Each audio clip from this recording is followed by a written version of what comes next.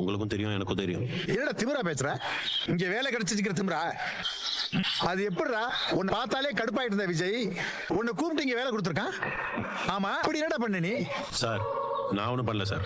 அவரு தான் என்ன வேலைக்கு வரியான்னு கேட்டார். உன்னை பார்த்தாலே ஒரு திருட்டு முடி இருக்கு. உன்னை போய் வேலைக்கு எடுத்துருக்கான் பாரு. சார், இங்கே நான் என் வேலையை பார்க்க வந்திருக்கேன். இங்கே சண்டை போடவோ பிரச்சனை பண்ணவோ வரல. நான் போய் சைட்டை பார்க்குறேன். உடனே மூஞ்சி மாறுமே. நீங்க டீ காஃபி எல்லாம் குடிக்க கூடாது மேடம். குடிங்க.